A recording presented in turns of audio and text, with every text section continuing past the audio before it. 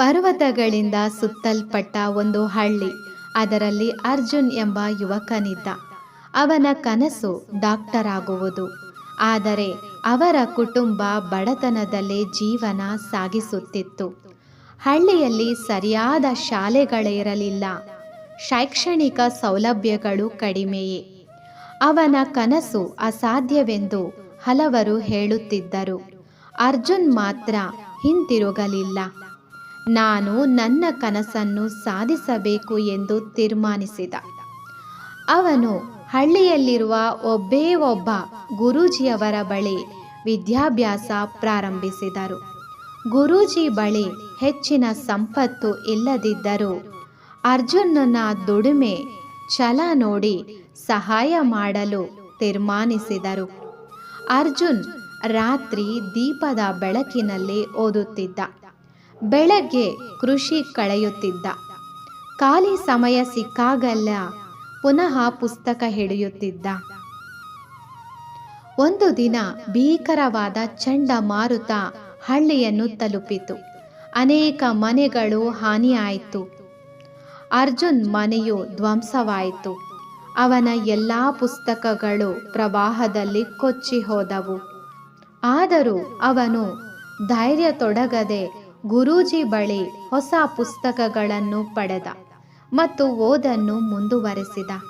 ಅನೇಕ ಕಷ್ಟಗಳನ್ನು ಎದುರಿಸುತ್ತಾ ವೈದ್ಯಕೀಯ ಪ್ರವೇಶ ಪರೀಕ್ಷೆಗೆ ತಯಾರಾದರು. ಪರೀಕ್ಷೆ ಬರೆದು ಮೈಲುಗಳಷ್ಟು ದೂರ ನಡೆದು ಹತ್ತಿರದ ಪಟ್ಟಣಕ್ಕೆ ತೆರಳಿದ. ಕೆಲವು ತಿಂಗಳ ನಂತರ ಫಲಿತಾಂಶ ಪ್ರಕಟವಾಯಿತು. ಅರ್ಜುನ್ ಪ್ರಥಮ ಶ್ರೇಣಿಯಲ್ಲಿ ಉತ್ತೀರ್ಣನಾದರು. ಆದರೆ ಹೊಸ ಸಮಸ್ಯೆ ಎದುರಾಯಿತು. ವೈದ್ಯಕೀಯ ಶಿಕ್ಷಣ ಹೇಗೆ ಮುಂದುವರಿಸೋದು? ಆಗ ಹಳ್ಳಿಯ ಜನರು ಮುಂದೆ ಬಂದು ನೀವು ನಮ್ಮ ಗೌರವ ಎಂದು ಅವನ ಕನಸನ್ನು ನಂಬಿದರು. ಅವನ ವಿಜಯಕ್ಕಾಗಿ ಬೆಂಬಲಿಸಿದರು. ಅರ್ಜುನ್ ಅಂತಿಮವಾಗಿ ಡಾಕ್ಟರ್ ಆದರು. ಆದರೆ ಆತನ ಇಚ್ಛೆ ನಗರಕ್ಕೆ ಹೋಗಿ ದುಡ್ಡು ಗಳಿಸುವುದು ಇರಲಿಲ್ಲ.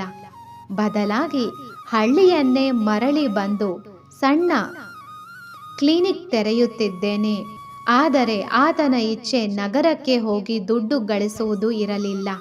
ಬದಲಾಗಿ ಹಳ್ಳಿಗೆ ಮರಳಿ ಬಂದು ಸಣ್ಣ ಕ್ಲಿನಿಕ್ ತೆರೆಯುವುದು, ಬಡವರಿಗೆ ಉಚಿತ ಚಿಕಿತ್ಸೆ ನೀಡಲಾರಂಭಿಸಿದರು. ಅವರು ಹಳ್ಳಿಯ ಸೇವೆಗೆ ಜೀವನ ಮುಡುಪಾಗಿಟ್ಟರು. ಇದೇ ಅವರ ಯಶಸ್ಸಿನ ನಿಜವಾದ ಅರ್ಥ. ಒಮ್ಮೆ ಆತನ ಕನಸನ್ನ ಅವಮಾನಿಸಿದ ಜನರು ಈಗ ಅರ್ಜುನ್ಗೆ ನಮ್ಮ ಹೀರೋ ಎಂದು ಗೌರವಿಸುತ್ತಾರೆ. ಅರ್ಜುನ್ ಕತೆ ಹಳ್ಳಿಯ ಮಕ್ಕಳಿಗೆ ಶಕ್ತಿ ನೀಡಿದೆ. ಸಂಕಲ್ಪವಿದ್ದರೆ ಯಾವ ಕನಸನ್ನಾದರೂ ಸಾಧಿಸಬಹುದು ಎಂಬುದನ್ನು ಸಾಬೀತುಪಡಿಸಿದರು. ನೋಡಿದರಲ್ಲ ಸ್ನೇಹಿತರೆ, ಎಷ್ಟೇ ಸವಾಲುಗಳು ಬಂದರೂ ಧೈರ್ಯದಿಂದ ಮುಂದೆ ಸಾಗಿದರೆ ಯಶಸ್ಸು ಖಚಿತ. ಈ ವಿಡಿಯೋ ನಿಮಗೆ ಇಷ್ಟವಾಯಿತು ಅಂತಂದರೆ ನೀವು ನಮ್ಮ ಚಾನಲನ್ನು ಸಬ್ಸ್ಕ್ರೈಬ್ ಆಗಿ. ನಿಮಗೆ ಇಂತಹ ವಿಡಿಯೋ ನೋಡಲು ಮತ್ತಷ್ಟು ಸಿಗುವುದು. ನಮಸ್ತೆ.